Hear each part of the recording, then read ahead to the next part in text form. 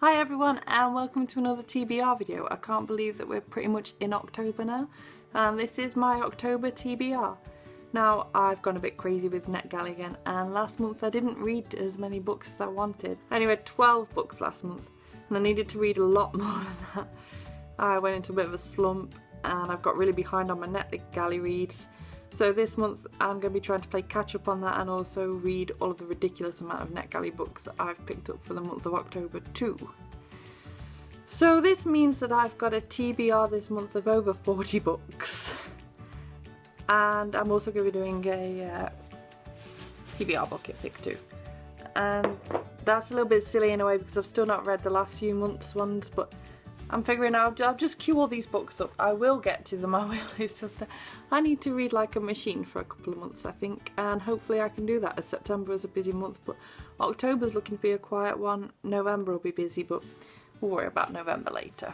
So the first 40 odd books that I'm going to mention to you are all books that I've acquired from the publishers of NetGalley in return for an honest review.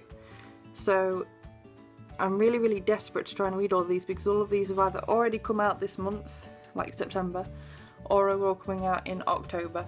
So I'm really going to try really hard to catch up on all of these and get all of these done, but obviously 40 odd is unrealistic, so if I do find myself getting a bit slumpy I will start turning more towards the ones that are sounding the most interesting to me rather than the ones that I was just going, oh that sounds different, I'll go for that.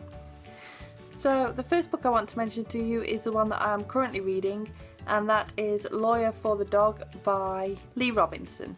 As I said, I'm currently reading that one. It's so cute, but there's so much more to it than that too. It's about this couple that are getting a divorce, and they're quite an elderly couple now, and they can't settle on who should get the dog, and they're having massive arguments over it, and they've both got very different sort of styles in how they take care of the dog.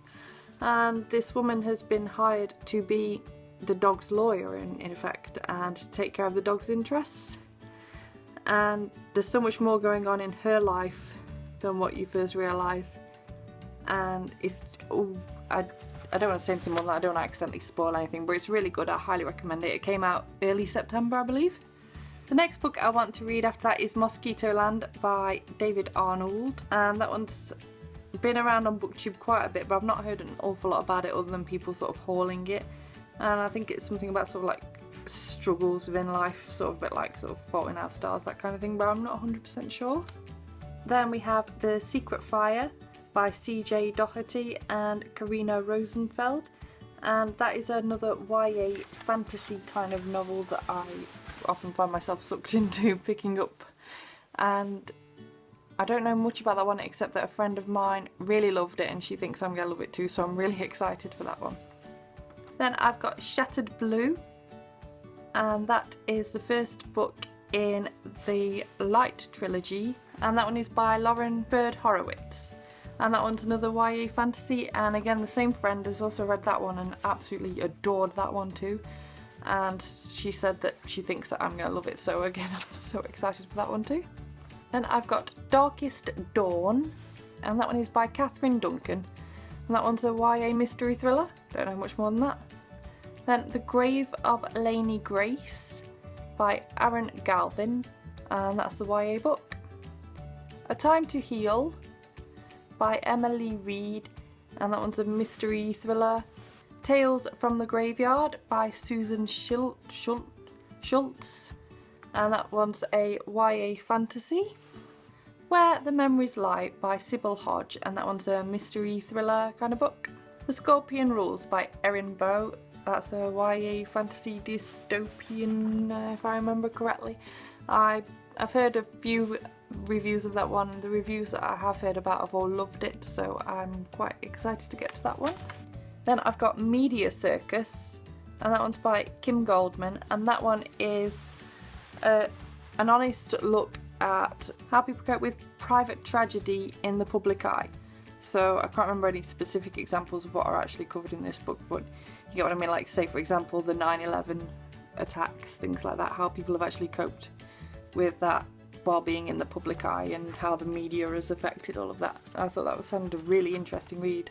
For All Our Sins by T.M.E. Walsh, and that one's a serial killer crime novel. The Corruption of Chastity by Frank Westworth, and that one's a mystery thriller. Holy Cow by David Duchovny, and I've heard that that one's quite a witty novel. I've seen a few people mention it here on BookTube, but I can't really remember what anyone has really said it's about. The people that I've heard of reading it have loved it though, so I'm quite excited and intrigued to get to that one. The Drowning Lesson by Jane Shemelt. I'm really excited to pick this one up. This one's about a family who travel to Africa for some sort of research project, and while they're there, I think they're meant to be there for like a year or 3 years, something like that. While they're there, one of the children gets stolen from the cot, or they assume stolen, they don't really know what's happened. It sort of almost reminds me of a fictional version of sort of what happened to Madeleine McCann, and I'm really excited to see what they're going to do with this and how it's all going to pan out. Then we've got Charlotte in Love by Brian Wilkes, and this is a biography about Charlotte Bronte, mainly about sort of her love life and friendship side of her life, and I just thought this would be a really interesting read, and I can't wait to discover more about such a fantastic author. The Sea Road West by Sally Rayner, and this one's got a really stunning cover. I thought it was absolutely beautiful. I can't remember the book's about at all, but the cover is just fantastic. Six Proud Walkers by Anthea Fraser, and that's another mystery thriller. Jurytown by Stephen Fray, another mystery thriller. You can see what sort of theme I've been feeling in recently. Antidote by Taylor Hondos, that's a YA fantasy novel. Warmth by Sam Wolfson, and this one was sort of ticking a fair few boxes for me. Apparently it's a sort of mystery thriller sci-fi fantasy, so I'm really excited to pick that one up and discover more about it. I can't remember much about what I'd actually read it was about other than those genres, and yeah. Countdown to Death by Ian McChesney, and this one's apparently a modern version of Agatha Christie's And Then There Were None, so I'm really excited to see how they've managed to twist this in a different way. A Death in the Dales by Frances Brodie, that's another mystery thriller novel. Santa Monica Suicide Club by Jeremy C. Thomas, another mystery novel. 1,000 Nights by E.K. Johnston, and this one's a fairy tale retelling of 1001 Nights if I remember correctly, and I've heard it compared a few times to The Wrath of the Dawn, and I can't remember which people were preferring of the two, or whether they were loving them both for different reasons, but I'm excited to pick this one up even though I've not read The Wrath of the Dawn yet. Hidden Gold by Ella Burachowski. This one's apparently a true story of the Holocaust, and it's meant for sort of a younger audience, like YA kind of age, so I'm assuming it covers especially like children's perspectives. My Secret to Tell by Natalie Richards, and this one's a YA psychological thriller, and I'm really excited for that one because I absolutely adore psychological thrillers. Spinning Starlight by R.C. Lewis. I think this one's some sort of Snow White retelling, but I'm not really sure. I can't remember hearing an awful lot about this one compared to some of the other retellings. Vendetta by Lisa Harris, and this one's a mystery thriller. Greythorne by L.M. Merrington, another mystery thriller. Behind Closed Doors by Elizabeth Haynes, mystery thriller. 24 Hours by Claire Sieber, and that one's a psychological thriller, and I can't remember what that one's about, but I did read the blurb earlier and it sounded just, oh, the premise of this book sounded amazing, and I can't remember anything about it at this very second, but I'm so excited for this one. I might even queue jump this one, to be honest.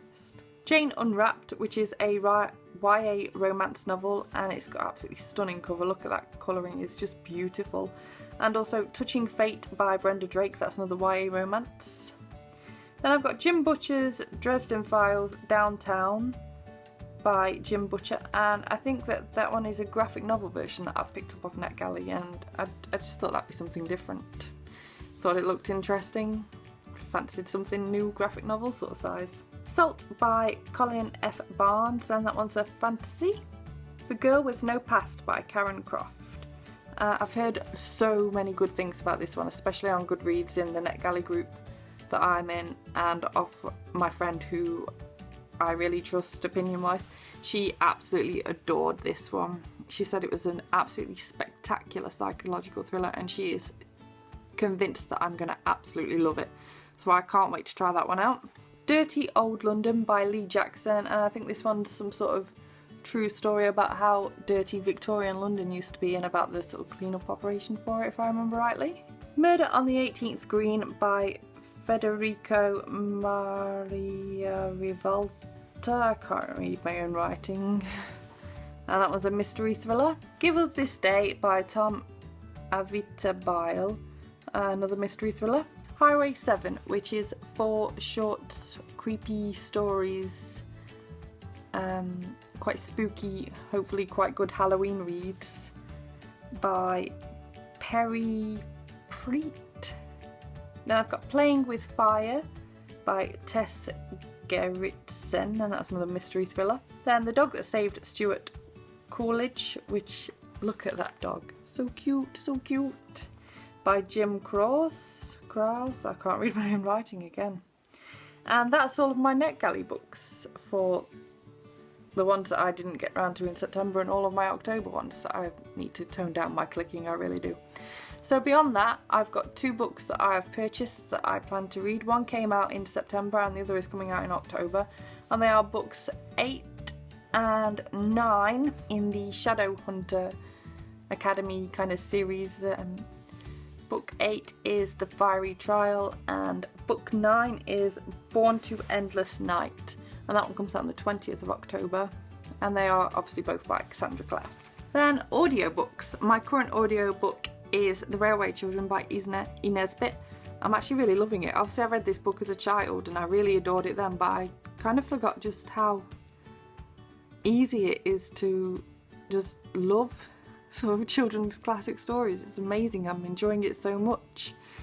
So beyond that, I want to try and get to Grimm's Fairy Stories by the Brothers Grimm, 5 Children and It by Ines Bit, and Alice's Adventures in Wonderland by Lewis Carroll, and I'm hoping to get to all of them this month because I've been a bit slow on the audiobook front recently, and I think it's because I've had a couple of crappy ones in a row, but I'm currently really enjoying The Railway Children, so hopefully that'll get me back into my audiobooks again a bit more.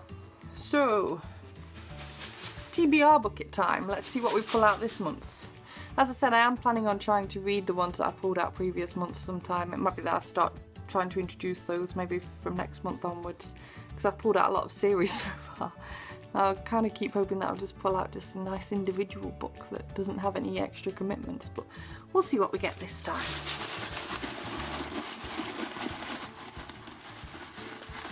I always find this really exciting.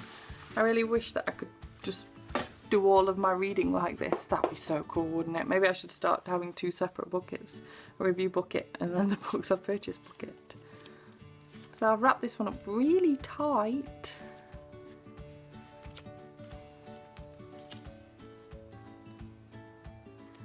Okay, so this time I've pulled out one that I really don't remember even buying what it's about. I can't say that the author rings a bell. It's the 44th book I ever bought apparently on Kindle, so it's likely that I got this one on a Kindle Daily Deal or some other cheap offer or something like that, but it's For His Pleasure by Kelly Faber, and I'll put the cover just here if I can get a hold of it. As I said, I honestly don't know anything about this book. I can't remember this book at all. I'll have to go hunt it down and see what it's all about. Maybe it's a really good book. Why can't I ever just pull out one of the books I'm desperate to read? Maybe this is a sign that I should just read the books I'm desperate to read rather than just do it like this, but this way is way more fun. I just never pull out something that I'm mega excited about, which is why I've probably not got to any of them yet, but they might be amazing books. Why did I buy them if they're not amazing books? I'm waffling.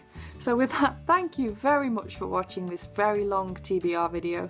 If you've got anything to say about any of the books I'm planning to pick up, if you're also planning to pick up any of these books, if I've made you want to pick up any of these books, I doubt it from the very short descriptions I've given, but you never know. Let me know all of this down below. Let me know what you're planning on reading during the month of October. Give this video a thumbs up. Subscribe if you haven't done already, and I will see you on Friday with my last September weekly reading wrap up. Bye bye!